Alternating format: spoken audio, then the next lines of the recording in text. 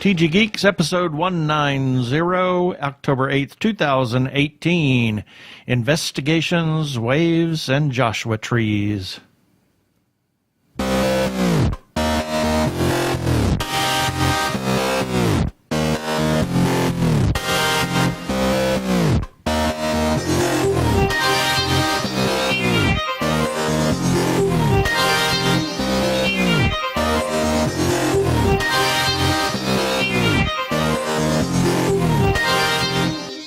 Hello and welcome to another webcast from tggeeks.com, where Ben and Keith, the two gay geeks, talk about all aspects of geekdom and nerdery.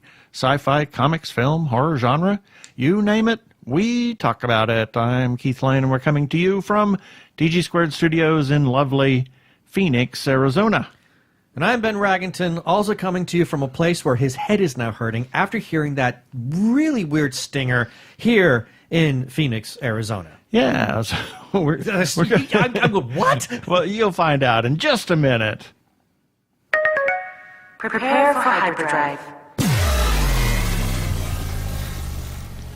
In this episode, yes. Meanwhile, at the back of the Hall of Justice. Yeah. We have two interviews for you today. We have Susan Surftone. She was a former FBI investigator. Now a turned musician. And a turned surf musician. She's awesome. Yeah, pretty cool. We got our birthday shout-outs, as always, our feature podcast of the week. Everybody's favorite, The Feedback.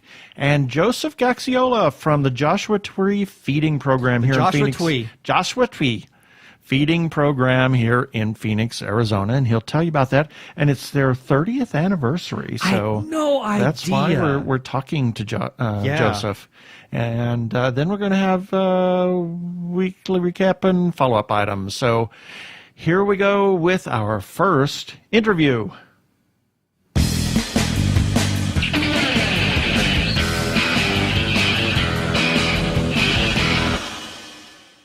And this time on the show, we have something a little bit different, and I say that almost every week, since we are getting such a plethora of not just different a plethora, it's a variety of things that we're talking about.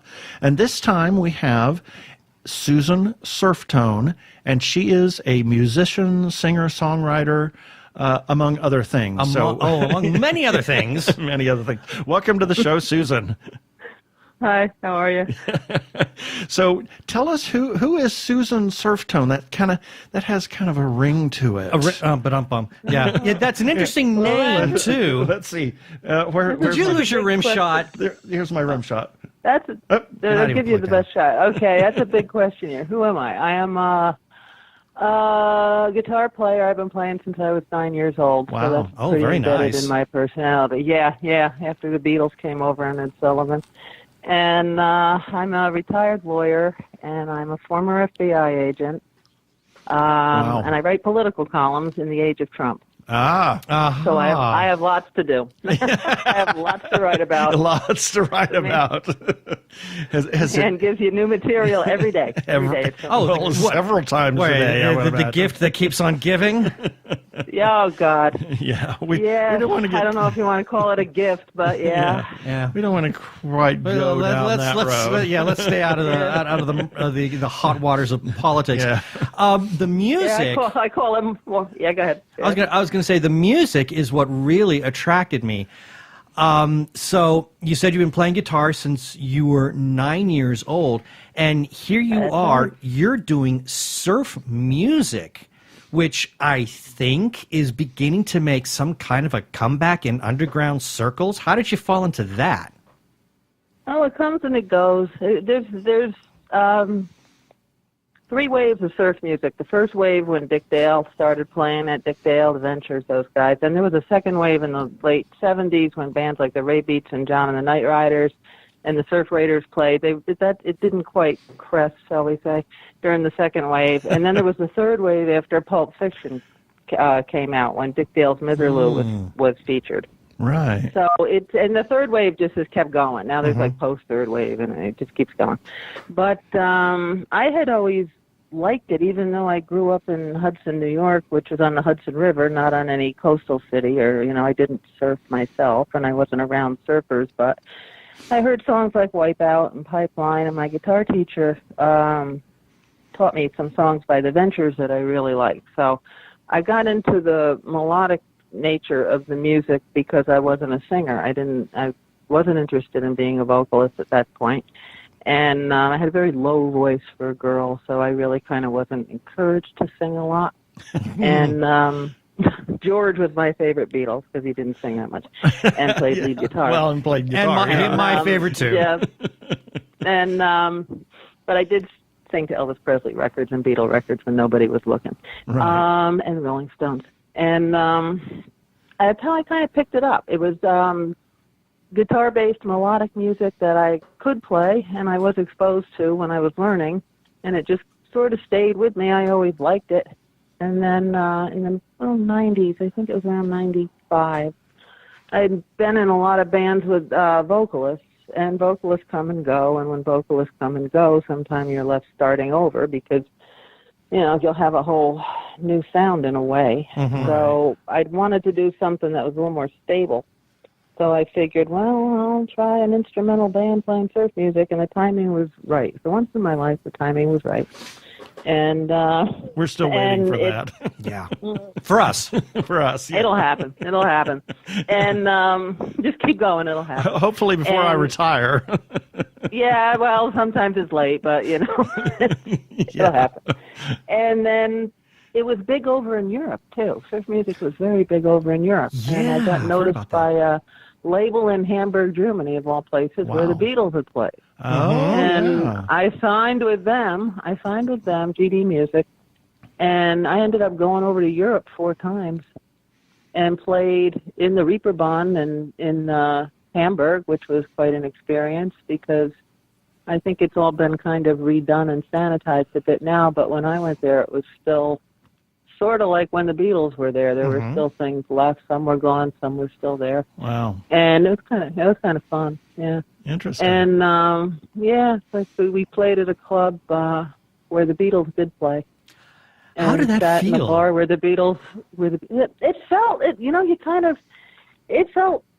I went to the club before we played just so you could take it in. Okay, here I am in this room where the Beatles played and everything. So by the time that I played, I was kind of used to it, and it felt good actually. I have to say, we played a Beatles song, an instrumental called "Cry for a Shadow," which was one of the songs they actually recorded in Hamburg before they were famous. And it was kind of, you just had to in a way almost disassociate so you could think about playing and not about where you were. Right. And then kind of you thought about where you were afterwards.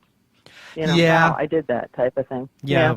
I could see that because I've heard of like classical musicians and artists who've played like there's one that I remember where they were filming the movie Amadeus, and they were in the opera house in Prague where Mozart debuted Don Giovanni, and people began to cry, and so I kind of wonder, with something like the Beatles. I mean, Hamburg. I mean, holy cow! That's the early days before they just became massive. I mean, the feeling of ghosts must have been really palpable. Yeah. I mean, obviously, you're right. You don't want to do that when you're playing, because you don't need that kind of distraction. But I would admit that at times it must have been kind of tough to kind of keep that sense of focus. You just look up and you say, "George, help me." Oh, please. Yeah, I said that a lot. Yeah, John, help me. George, help me. John, help me. A lot of stuff with the political big mouth that I've developed. It's like, what would John Lennon do? What would John Lennon do in the age of Trump? Oh my! Oh dear Lord! He'd be sleeping naked on a bed in front of the White House. Would there be an age of Trump if John Lennon had That's Oh my true. word! It boggles the mind. So I want to go back to your guitar playing. You touched on something that I just think is so exciting, and that is melodic playing. Because I think we've come out of this era where guitarists love to shred, and I'm not saying that there isn't a place for it. I mean, it has its places, and there's some artists out there that just love to just really riff like mad. But there's something really lovely about hearing a musician just actually play a melody. It doesn't matter if they're playing it slow or if they're playing it fast, but it's a tune that a person can, keep in their heads as they walk out. I mean, what was it about melodic playing that was attractive to you? Well, that I could do it.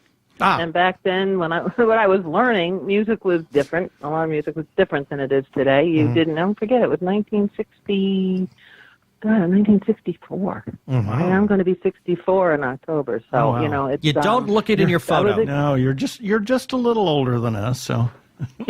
Yeah, it was just... So music was different. I was learning on different music where melody was there. I mean, those Beatles songs were melodic. Right. The leads were melodic. Even in the Stones stuff, you'd hear melody. They were a little rougher R&B when they first started out, but there was still melody. Brian Jones's playing was beautiful. I mean, he was one of the most underrated guitarists in the 60s, and the interaction with Keith Richards was great. I agree. And you didn't have all the effects and the this and the that and all that. I don't play with effects. I don't use them. I just use the Fender amp with the reverb, and it's got some gain in it, and that's it. Yeah, but it's a Fender. I mean, please. I think when you have a Fender guitar and an amp, you have to go purist. And, that's it. I recently started playing, because they're a little bit lighter, and Dan Electro put a nice series out with some old stock pickups, so I got a few of those, and I've been playing with the Dan Electro lately. My next record that's coming out called Dicey After Dark, it'll be out in January. That I used the Dan Electro on a song, and that was kind of fun using a different guitar. But for the bass that I play Hofner, a Beatle bass. Oh, wow. And McCartney bass. And I picked up a Fender Mustang, which is what Bill Wyman used to use in the Stones. So I go back to the vintage things. How many guitars do you have? I have, let me count, 1, 2. Oh, dear. Six regular guitars, 6 guitars that are 6-string regular guitars, and 2 bass guitars. Right. Very nice. You have a bass, a mandolin. I have a bass, I have a mandolin. How many? I lost count. 5, I think. Okay, a mandolin. They're mostly acoustic. Yeah, I got one electric, but an electric 6 Dean Jazz. I got the bass. I've got my 12-string, and I've got my 6-string and my classical. Can't forget the Celtic harp. Oh, and the Celtic harp. Yes, You've got 6. a Celtic harp? Yes. Oh, that's cool. That's cool. Yeah, we'll jam someday. That's cool. Yeah. I mean, surf music with a harp. I mean, let's create a brand new genre. Irish surf music. Irish surf music. Or Celtic surf. A friend of mine plays a Celtic harp. I have yet to jam with her, so that would be interesting. But I've always wondered what they would sound like together. So. It could be far out.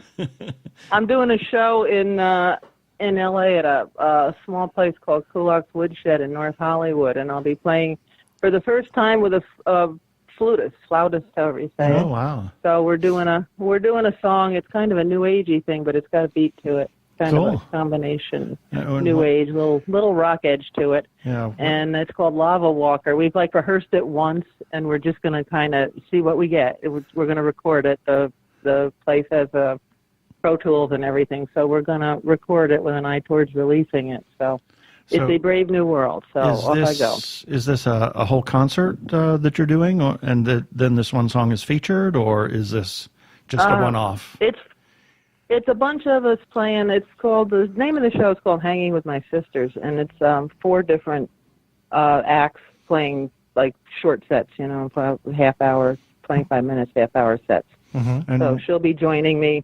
Joanne Lazario is her name. She'll be joining me for the song, and then she'll do some songs of her own. I also have a friend, Kristen Speller, is playing. I'll be playing a couple songs with her, backing her on guitar, and we have Kimberly Hayes, and Vito will be joining her. We have one honorary male he's joining us. So he's saying, yeah. When is this?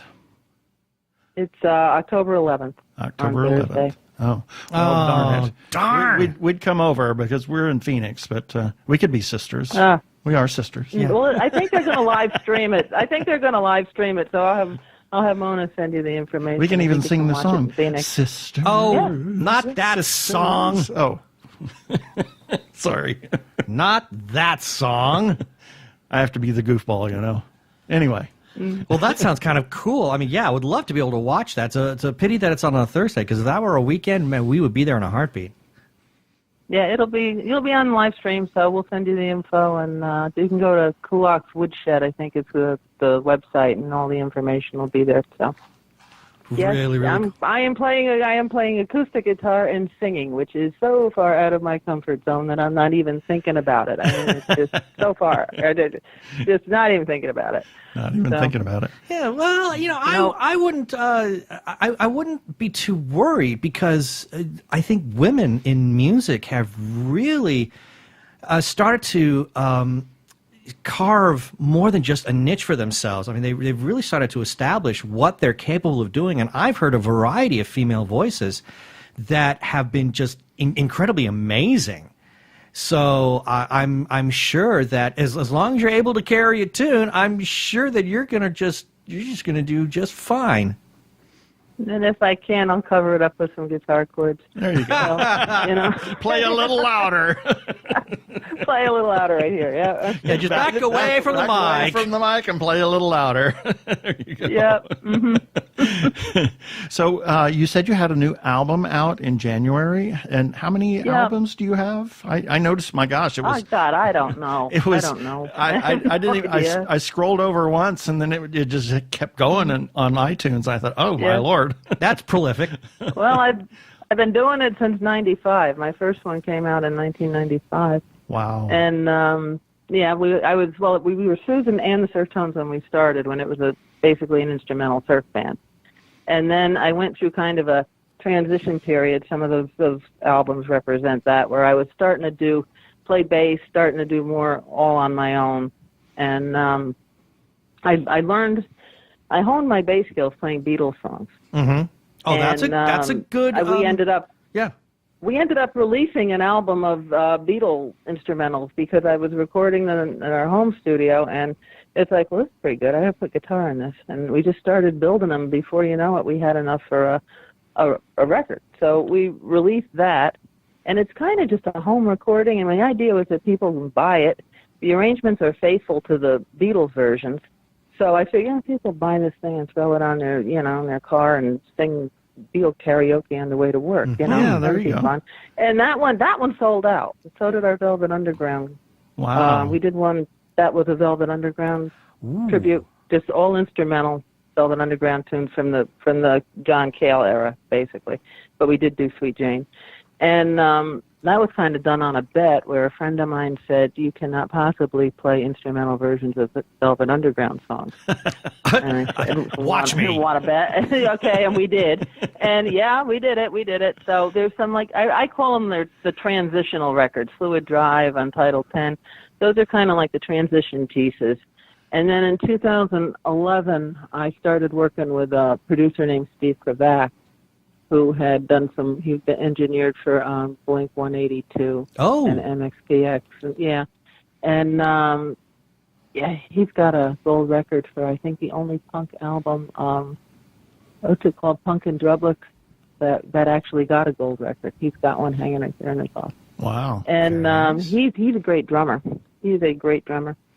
So we were able to record with me playing everything but drums, and then he would play drums. So that's been the format that's followed me now through the Susan Surftone records. And I've worked with few different drummers, Brian Foxworth up in Portland, and Nick Vincent here in L.A. So that's the formula now for recording. I do everything except the drums, and then these really cool drummers do the drumming for me. Mm-hmm, cool. And the new record will be the new record is the same way. It's done the same way. It's called Dicey After Dark. It's got some instrumentals on it. It's got some vocals on it. It's got some originals. It's got some covers. And instead of doing Elvis this time, because I exhausted Elvis, I think, on the last record I did called Second to One, which is all Elvis. And I am trying Patsy Cline this time. This is the first time I've covered a female vocalist. Really? So we're going into a brave new world here, and it was not easy. I'll tell you that. So when you say doing Patsy Cline, I mean, are you giving her music? I mean, decidedly country. are you giving her some sort of like a bit of a surf sound to her music? I did one of her more obscure songs, and because I could never do one of her standards and be compared to her, because there was no way I could sing it all like Patsy Cline. But I did one of her more obscure songs, and yes, I did give it a little bit of a different feel. It's subtle, but if you hear the original and then you hear mine, you hear what I did with it. So yeah, Fascinating. it's got a little more of a swing to it, I'd say. Mm-hmm. Now, earlier you also when you were talking about working on the music, you said here in L.A. So it's safe to assume you are now based in the Los Angeles area? Mm-hmm. I'm in L.A. Yep, I still have my place in Portland, so no, but I'm spending the majority of my time here in L.A. by far.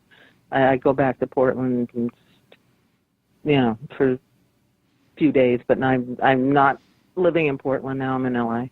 So when you do performances, I mean, do you perform mostly in the LA area? I mean, do you have a tour circuit that you do from time to time? I haven't done a tour in a long time. I did a short tour in May, and it was as a new age acoustic guitarist with a friend of mine, Darlene Coldenhoven. You probably know her if you saw the Sister Act movies. Mm-hmm. She's the tall nun with the tambourine. Oh, okay. And so she's into new age music now. So she made me buy this acoustic guitar, which is really quite beautiful. It's zebra wood, and I really like it, and I'll be using it at Kulaks. And I did backed her up in the Midwest. I had never been to the Midwest before. So I got to see Chicago, where she's from. Then we went into Wisconsin. That was loads of fun. And then you got that. And then I just wanted to scream, why it's did a good do thing. this? It's a good thing that you didn't go down to the southern Midwest for where I'm from. I grew up in Oklahoma. Oh God! As soon as I went across that border, I just wanted to take them and scream at why did you do this? Yeah. I kept my mouth shut. I was good. And then we went down to New Orleans for the MR, his own awards, and Darlene won one, so that was fun. Oh, cool. Nice. And then we came back here. Yeah. New Orleans is a fun city. I mean, it I've can yet to be a go lot there. of fun. One of these days. One of these days I'll find myself there. But how often do you perform? And when you do perform, is it mostly in the LA area then? It'll be mostly. Cool. Well, that's nice because the next time we're down in Los Angeles area, and I mean we go there a lot. Would love to see you perform sometime. We're getting I'll more let people that we know in LA than we know. I know more people in Southern Cal than any place else. Yeah, I'll let you know. So Cool. yeah, it's probably sporadic, but I haven't planned any tour yet or anything like that. We'll see. But you never know. That's kind of what I think. I never knew I'd be sitting there with an acoustic guitar singing. So I always have learned to say never say never. So we'll get you a Celtic harp. How's that? Yeah. I wish you would.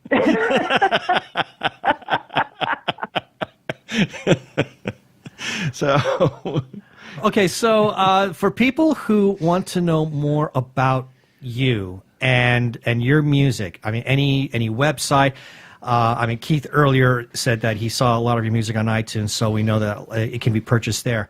But where can they learn more about Susan Surftone? All things about Susan Surftone. All things about me. Just go to my website, which is Susan Surftone, all one word, all lowercase, no caps, .com. Or Google me and you'll find it. That'll be the first thing that'll come up. Just Susan Surftone. The whole sordid story is there. All my political rantings are there. The music's there, and that's it. And any social media presence like Facebooks, Twitters, Instagrams? Twitter, yeah, mostly Twitter. Susan Surftone. One word. Susan Surftone. It's easy. That way I can remember it. And I don't think many people are using it. yeah. So you don't have to worry about getting variations on that one. Yeah. Right. Yeah, it's easy. Well, this has been really this was exciting. It's been delightful. a lot of fun. This was delightful talking to you, and I seriously would love to watch you perform sometime. I mean, I know you're going to send us that link for the live stream, but would just love for one day to actually come out to a club that you're performing at in the LA area on a weekend, and so we can catch you live. 'Cause Okay. I would love to see you All right. sometime.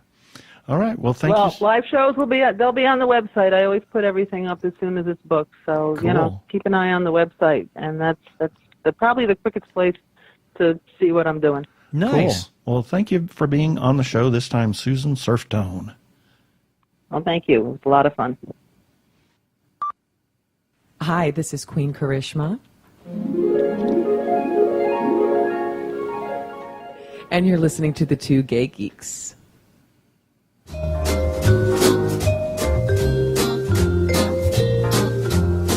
That never gets old. I know. I love Queen Karishma. Yes, that's wonderful. Here's a few selected birthdays for October 8th through October 14th, 2018. October 8th, Sigourney Weaver. Hi, I'm Sigourney Weaver from Finding Dory. Yes, Chevy Chase, and I had to put this one in here just because it was so strange. It's Zog of Albania. He was actually the king of Albania until 1939, when the Italians under Mussolini invaded, and then he was run out of the country. So he was, I can't remember his original name, but he became known as Zog of Albania. So there is a Zog. Zog. Zog yes, Zog no. What do you mean? That's a Babylon 5 joke. Yeah. And October 9th, John Lennon, Scott Bakula, Brian Blessed. I was going to back up and say Brian Blessed, Guillermo del Toro, Camille Saint-Saëns, Ram Dass, who was a famed guru of the Sikh religion, and Carl Schwarzschild, who discovered the Schwarzschild element around black holes. Oh. So, and also friend of ours, Brian Hughes. October 10th, Ben Vereen. What a talent. Yeah. And Manu Bennett and Joe Green, most commonly known by his Italian name of Giuseppe Verdi. Yes. And Michael Giacchino. Who could be Verdi if he really wanted to. Absolutely. And Ed Wood. And friend of ours, Jeffrey Niederauer. October 11th, Dawn French. The Vicar of Dibley. She is fabulous. Love her. October 12th, Luciano Pavarotti, Josh Hutcherson, and Rafe Von Williams. October 13th, Marie Osmond and David Burkett. What about his brother? I guess Mark. but we're not friends. Oh. So I didn't see Mark's birthday, and I forgot. Yeah, David Burkett's got it. He has an twin identical brother. twin who coincidentally has the same birthday. Yeah. Imagine that. How about that? October 14th, Roger Moore, Harry Anderson. The late Harry Anderson. Yes, I'm just heartbroken over that. recently I'm deceased Harry really Anderson, heartbroken over that. I loved the Yeah. guy. Justin Hayward and Mary Jean Starr. Oh, she's amazing. Happy birthday, Mary Jean. And that's it for the birthdays this time.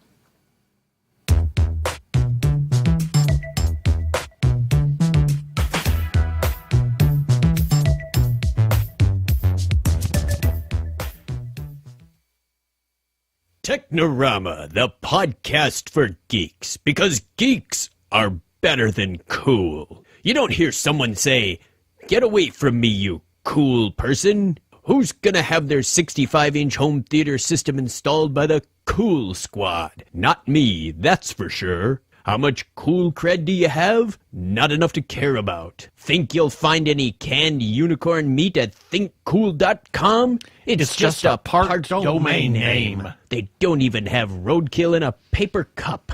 That's why you need to start listening to Technorama, because that's what geeks do. Go to chuckchat.com and listen to Technorama before you turn cool.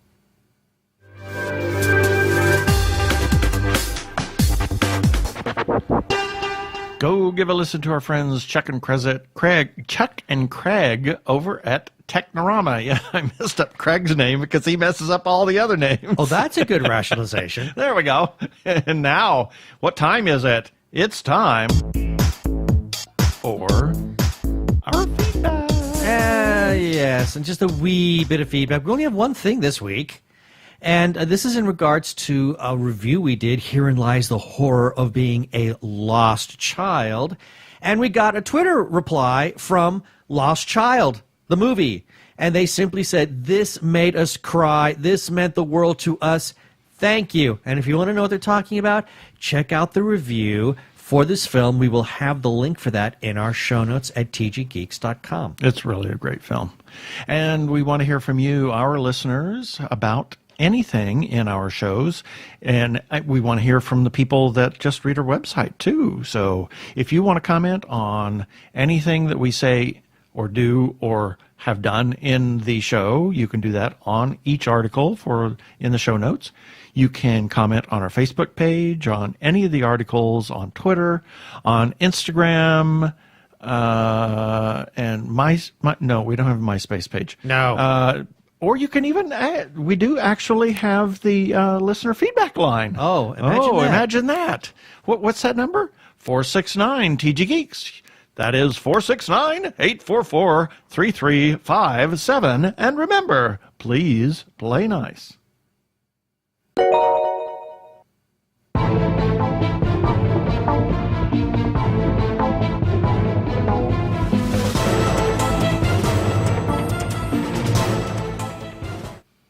I got my sounds out of order. New soundboard. So I didn't include one, and then I played one in the incorrect order. So we learn by doing. Yep. So now we're going to talk to Joseph Gaxiola. And this time we have another treat. We have done so many interviews recently of things that are outside of what we normally do. We have a guest with us in studio. We're doing another one from the Doubletree by Hilton in North Phoenix from CocoCon 2018. And we really had an opportunity to sit down with a bunch of folks at the hotel. And this time we have Joseph Gaxiola. Correct. You got it. He is the chairman of the board of the Joshua Tree Feeding Program. He's also on the con committee for CocoCon. He's Correct. done a little bit of this and a little bit of that. So, Joseph, tell us about who you are and how did you wind up in Phoenix and how did you wind up with Joshua Tree, and tell us. And how the hell did you become a friend of Jeannie Koch? Yeah. Because that's how we met. Yeah, that's how we meet. Well, I'm actually, believe it or not, a Zoni native. I'm in Arizona, born in Arizona, in a little mining town in eastern Arizona called Morenci, Arizona. Wow, you're one of the few. One of the few. It's a copper mining town in eastern Arizona, 4.5 hours away east of Phoenix. Oh, so is it close to Bisbee? No, it's not. Not at all. So you are the true copper queen. Literally.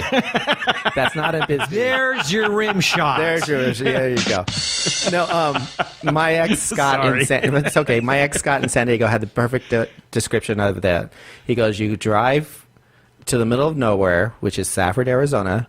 You make a left and drive another 45 miles, and then you get to Morenci." I know, for a second there, I thought I was going to... I'm hearing Bugs Bunny in my head. You know, I should have taken a left at Albuquerque. Close to it, because Morenci is 30 miles from the New Mexico border. Well, there you go, then. Wow. Yes. So that's why you like green chilies. So Yeah, I love green chili, why. yes. Because you don't find a lot of people in Phoenix that are very familiar with really good green chilies. Not in Phoenix, because virtually everybody's a transplant. Yeah, exactly. Basically, yeah. So, but I lived in Morenci my first 7 years, and then I moved to Phoenix from 7 to 20. And then from 20 to 35, I lived in San Diego, California. And then I moved back from 35 to now, and I'm 47. Oh, well, so I moved back home, in other words. You didn't have to say how old you are. Considering of what I went through in my life, I'm very proud that I'm still alive at 47. Absolutely. There you go. So how did you get involved with Joshua Tree? Well, I got involved with Joshua Tree when I first moved back in Should we explain what 2005. Joshua Tree is? Yeah, I should say, yeah. Joshua Tree Feeding Program, and we'll call it Joshua Tree quite often, but it's technically Joshua Tree Feeding Program, is a food pantry for the HIV community here in Maricopa and Pinal County. Wow. We are open up every Wednesday for adult clients, and we're actually set up kind of like a store. I call it a food pantry instead of a food bank.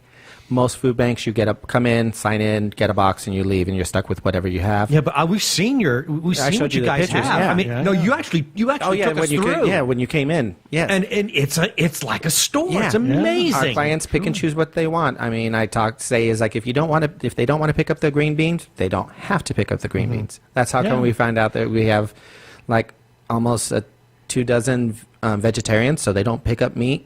So whenever we get anything vegetarian or gluten, we have a couple people who have celiac disease. Anything that's gluten-free or anything that's vegetarian-based, we put those aside for them. You won't find that out if it's a food bank and you get a box. Right, exactly. So, and we have lots of bread, we go for the fresh produce. Oh, the as ours. variety that you guys have there. Oh, my gosh. And it really, I was so incredibly impressed. Yeah. And the 97 pallets of what was the beverage? Oh, yeah. Oh, see, when the office is closed, the phone, if you call up Joshua Tree Feeding Program, the phone comes, it gets transferred to me on my cell phone.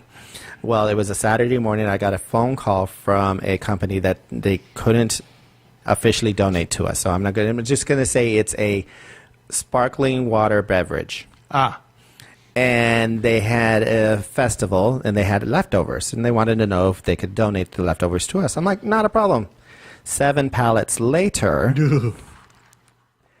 And that's how many bottles? 72,000. Basically, because each pallet weighed a ton. Oh, my because God. everything that comes in, we sort and weigh. Wow. Because we are now through St. Mary's Food Bank Alliance, part of Feeding America. So we pick up from grocery stores now 6 days a week. Oh, cool. So that we've got a lot of fresh produce. This time of the year in the summer, there's not much fresh produce. Right. So we do more of the cans, but during the fall, winter, and spring, when a lot of fresh produce is out there, we stay away from the cans. Wow. And so you do by the pound, because I know that when we've donated, you weigh everything. We weigh everything. And how many clients have you served? I know that you have some statistics. Yes. I mean, In my head, yes. Ballpark, unless you know specifically. For last year, I know specifically for last year. This year, I could give you a rough estimate, but for last year, we had it was 6,789 clients. Wow. In 1 year, and like I said, we're open every Wednesday, but gave out 180,000 pounds of food. Wow. For 2017. Good grief. So that's 6,700 clients some of them could have been repeat clients. Oh, but- yeah. No, these but are you all mean- repeat clients because they could come in once a week. Right. Now, when but it comes you served that many people or that many on Wednesdays. Yeah, how many ever you do on a Wednesday? It all added up. We call it a unique clients, and that's the first time somebody comes. We have clients who show up just around the holidays because we give out hams and turkeys for the holidays. So the first time somebody comes in, we call them a unique client. They could come in multiple times. Like I said, they could come in once a week. When it comes to unique clients, for 2017, we had 411 clients. Wow. That is incredible. That's amazing. And then an average client takes home just under 35 pounds of food. Wow. So that's a little over 5 days of food that they get every That's week. wonderful. How did you get involved? Because that was your original question. How did you get involved with I got Joshua involved Tree? when I moved back here. I heard of the organization because I used to belong to. I used to be a drag queen, and I heard yes, Or yeah, same thing. Take your pick. Take your pick. It depends on it's before or after the show. I was going to say. But I used to do drag. I still do, but not as often. I don't have a monthly show anymore. But We And raise what's money. her name? My drag name is Jagi, Jagi. It's my initials. Okay. We just put an I at the end of it to feminize it because who wants to have a drag queen named Jag? And this is before the TV show came out because I've been doing drag since 1996. Oh my! But so That's longer than I've been alive. Stop. is there an eye roll on that thing? Almost Should be. It's Yeah, that I would go with that one. So I heard about this organization I'm a fundraising drag queen. right. So I'm more likely. I don't do the pageants. I'm more likely to raise money for an organization, for a nonprofit. So I heard about Joshua Tree, and so I started raising money for him. The group I used to belong to was the Imperial Court of Arizona, and Right.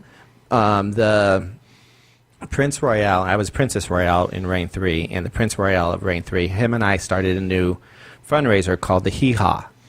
Literally based off of the TV show Oh, from the dear. Oh, my 70s. word. We even had piles of hay that people would pop up and do horrible, horrible jokes. Oh no! So that was always for Joshua Tree. Right. And that ran, I think, about 3 or 4 years that they did that annually. Right. And so I got involved with them that way. In 2008, I got sick. Now, let me preface that real quick. I've been HIV since November of 1999. Wow. And Joshua Tree Feeding Program is a food pantry for the HIV community. But I'd never had any problems aside from stomach issues because, I eat. And I'm Right. not supposed to eat what I'm supposed, Right. what I like. Yeah. But I eat. But in 2008, I got this little thing that's in the Sonoran Desert called Valley Fever. Oh, Oh, yes. Yes. That took me down Yeah. because it took them Wow. about 7 months to find Oh, it. heck, it messed me up. Yeah. I can, That. to someone who's HIV positive, I can't even begin to imagine what it would do to them. So Yes. basically, I could no longer work. I can no longer work because I get tired too quickly. Right. For people who don't know, valley fever is a spore that's in the dirt here that almost 70% of the people who live in the Sonoran Desert has it, but Yeah. it stays dormant. Right. Right. They don't know what triggers it to turn into a fungus, and it's a Right. fungus that's in your lungs. Took them a long time to find it from me, so a quarter of my lungs is filled. Oh, So right. I equate with everybody out there who doesn't know about it, it's like having really bad asthma. Yes. I get very tired very easily. Yes. That's- Afternoon and naps we are all my breathe friend it now. in. Yeah, Yeah, exactly. we all Everyone breathe has it. it in. Yeah. Yeah. You get stuck in a dust storm during monsoon Oh, season. Yeah. Been There there, you done go. that. You get it. Yeah. So I could no longer work at a corporate job because I was just getting too tired. Right. Corporations don't like it when you take a 2-hour nap. Yeah. Yeah. They kind of frown on that. Yeah. We're not in Spain. There's no siestas. No here. siestas here. No siestas here. No. But so I got involved with them. I started off as a client, and I'm too much of an A-type personality, as you kind of introduced me, being involved with everything I'm in. Right. And so I started volunteering, started mopping and sweeping the floors, got on the board of directors as a co-fundraiser, because drag queen, and worked my way up doing other jobs. And for the last 5 years, I became chairman of the board of Joshua Tree, and I just got reelected back in July for my sixth and seventh term because we Wow. run 2-year terms. Wow. That's So amazing. They're stuck with me for at least you 2 do, more years. You do a lot. I mean, I see you constantly posting that you're doing this and you're doing that. Yeah, and you're doing- very hands-on. you're Just constantly doing something. I mean, there's some event or there's, you're doing your pickups because you do the pickups Yeah. for the most part. And, it's amazing the amount of work that it takes to run that food pantry or that store for customers once a week. Yeah. It's a lot of work, It is a lot of work, but it's it's necessary. It's needed. necessary. It's needed. I mean, Yeah. especially before I got heavily involved and became part of the organization, and I was just a client. That was my food. Right. I mean, yes, I was dating Edward at the beginning. That was literally the beginning of our relationship, and he had a job, so he had food, but a lot of times money was tight. If it wasn't for Joshua Tree, we weren't eating the full week because of that. Wow. Right now, 85% of my food comes from Joshua Tree. Yeah. We're all volunteer. Nobody gets paid. I don't get anything. Right. I mean, You're still a client, though. I'm still a client. Trust me, I still am a client. I get food from there, but I do, being chairman, I do joke around and saying it's like since we pick up from grocery stores, we get things like lamb steaks. Yeah. From The Safeway. lamb is for Joseph. And they know, and I'll say that's mine. 2 weeks ago we had a pineapple upside down cake. I can't remember the last time I saw it. I saw a pineapple upside down cake. That's not in vogue now. No one makes that anymore. I'll make you one. Well, he makes good. Oh, Keith makes good ones. Well, then I'm coming over to your place. Seriously, he makes really good pineapple upside down cake. It came in from Fry's, and I'm like, that's mine. Yep. That's when I pull in, chairman stuff. Right. And Joshua Tree is celebrating its 30th year? Yes, currently. we are. Yes, That's now 30.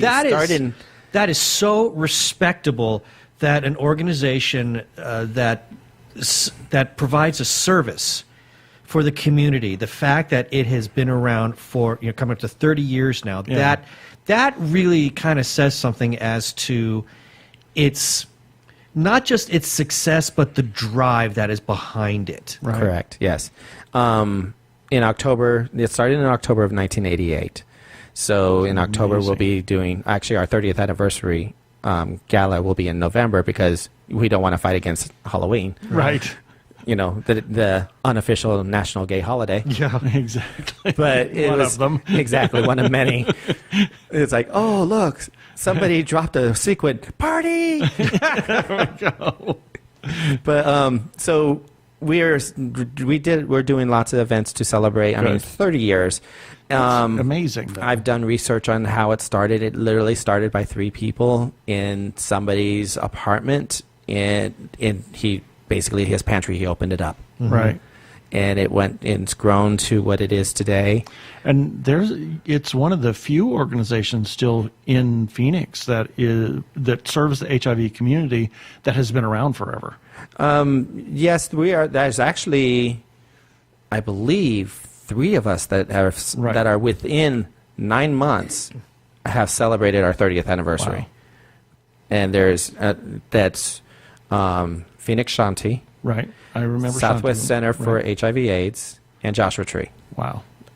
And I believe those are and Tara. So there's 4. Sorry, I stand corrected. There's 4. That's literally, so it's in 1988 and 87 and 88, the Phoenix LGBTQ community really got together and changed things on their own. I remember when I moved to Phoenix the first time 25 years ago, those organizations were still going on, and there were a lot of organizations. Yeah. But you heard about Shanti, and you heard about Joshua Tree, and a couple of the others, and the rest of them have Faded come and gone. But this is a testament to what Joshua Tree is doing and the mission that they are serving. Yeah. And one of the things I recently found out, which is good, it's a good thing and a bad thing. We are one of the few organizations in the state that is actually a PWA or nonprofit. We are People with AIDS running an organization for people with AIDS. Wow. And that was something that always happened in the 80s and the early 90s. Yeah. Right. If it was our own HIV community who grew up together. You're right. And there's something kind of sad about the fact that it's great that it's still being run, but there's something kind of depressing at the fact that it still has to be that way. Yes. Yeah. You would have hoped that with education and an understanding that that maybe people that don't have AIDS, they would help to step up and help run organizations like Joshua Tree for those people who do, because despite that the popular myth that was so prevalent in the 80s and even early 90s, I mean, anybody can get it. Oh, yeah. Yeah. It's not the gay disease. No, not anymore. I mean, Yeah. but the stigma is still out there. Oh, absolutely. Unfortunately, just the the stigma's still out stigma there, of, yeah. It's sick. of being HIV positive. Yeah. And the medication, the medicine, and the research that has been done currently, and it's amazing. I mean, how there's some been people, some fabulous depending on leaps. if you can take the medication, you can virtually be, clear, if you will. Yeah, but like I said, I've been positive since November of '99. Yeah. Back then, my doctor told me that he could either put me on a regimen of medication and I could live for the next 5 years, or he could make the next 6 months comfortable for me. Wow. Yeah, because back then the cocktail wasn't very good. No, and there was only a life expectancy of 5 years. Yeah. Wow. And At look the how time. far it's gone. Yeah, I mean, I'm 19 years. That's amazing. That is truly amazing. Yeah, so I kudos to you. did want to say one other thing about Joshua Tree. Yes. It's not only the food pantry for the people. No, it's not. We have a pet food program. That's right, Yeah. because so many people have pets but aren't able to take care of them. They can't Correct. afford it. Yeah, we found out Because in cat food is expensive. so is dog food too. And dog Yeah. food, I think dogs eat more than cats. They do. Especially if you have the bigger ones. Yeah. But we found out that our clients were giving the meats that we were giving them and cooking it and giving them to their pets, because that's our fur babies. Right. So every other week we give out free dog and cat food. Oh. And then I love you guys for that just alone. yeah. Yeah. And now we also have a toiletry area. So that, shampoo, conditioner, toothpaste, toothbrushes, Yeah. and a little vitamin shop that we have a homeopathic doctor that comes in, and she makes sure that everything's, within code, nothing's too expired, as well as the fact that there are some vitamins out there that you can't take with your HIV meds. Right. Right. So she goes through it every so often and just cleans it out. And if you ever look at it, next time you guys come in, I have to show you, because she came in and she redid that closet. It looks like an apothecary. Oh, she really? labeled That's everything. wonderful. Men's health, women's health, and Because iron the one and time stuff you like took that. us through, I was impressed with even how Yeah. that section looked. amazing. Yeah. So No, it looks better now. Wow. She did a great for job. anybody that wants to know about Joshua Tree and how they might donate or become involved, how can they do that? Do you have something on the intertube? Yeah, any a website. We have a website. It's jtfp.org. We also have a Facebook page. Oh, you're on the Facebook. We are on the Facebook. We are on the Facebook, the Twitter, and the Instagram. What about MySpace? No. Oh, okay. No. We had a YouTube channel, but Okay. yeah, it was kind of weird. I made Bit of a downer. no, it's not that. It's like I made 3 videos of me first talking about Joshua Tree, and then the other 2 were like talking to volunteers, because like I said, we're all volunteers. But it just was like, really, I can't really do anything else. So we're just, what's the point? Yeah. Because you can't, because we fall under HIPAA laws. Right. Yes. No showing the clients. No, that's right. Right. So- There's patient privacy. Exactly. So what can I do? Yeah. I could walk around with my video camera and say, look at the food. Okay, now that was a minute and a half.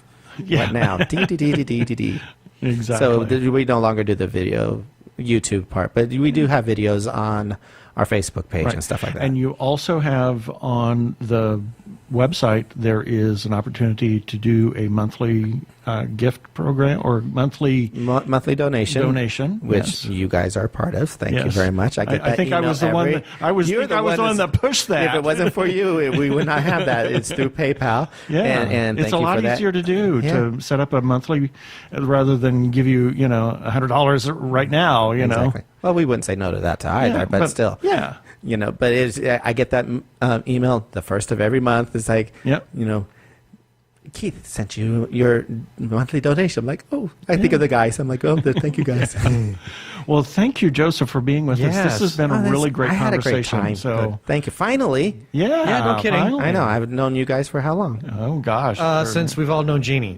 yeah, exactly. Actually, I think I knew her a couple of years before you did. You but did. We're not doing that kind of a thing. Yeah, It's we're not not. a competition. No, no, it's not. Not for her love. You can have her love. I traveled with her. You can have her love. Okay, should I be scared? No, but trust me, when she hears this, I'm going to get a text message.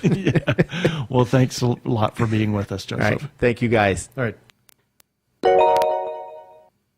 I'm Daniel Radcliffe, and I believe that reaching out for help is the bravest thing a person can do. If you are struggling and need support, call the Trevor Lifeline at 1-866-488-7386. It's free and confidential, and trained counsellors are there to listen 24/7 without judgment. To learn more about the Trevor Project's life-saving work for lesbian, gay, bisexual, transgender, or questioning young people, go to thetrevorproject.org.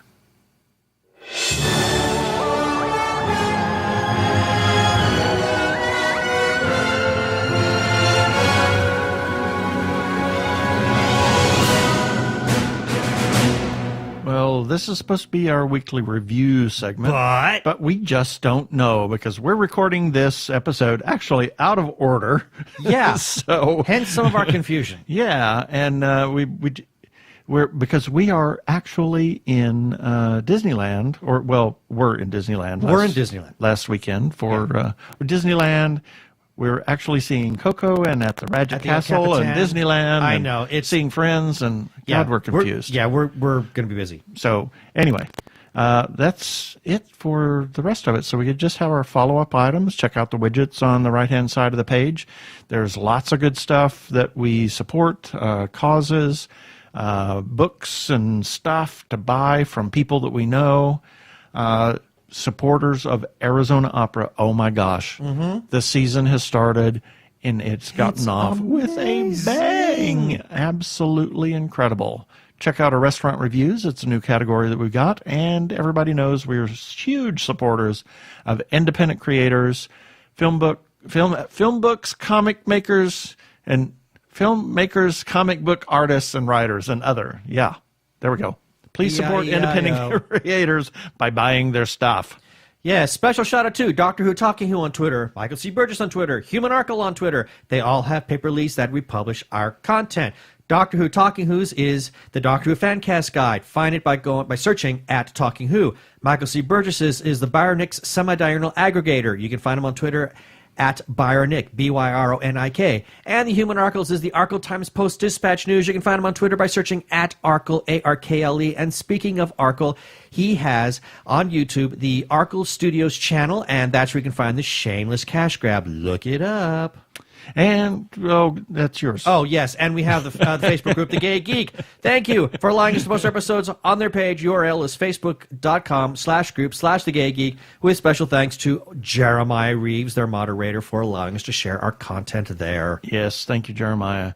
And thank you to everybody that has clicked on our Amazon ads. We really appreciate that. We got them on the right-hand side of the page and at the bottom of each article.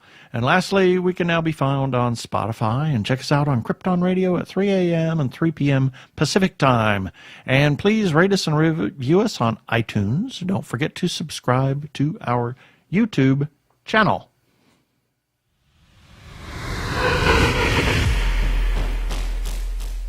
And next time, we got several things in the can. We've got lots that we can run. So stay tuned and tune in next week.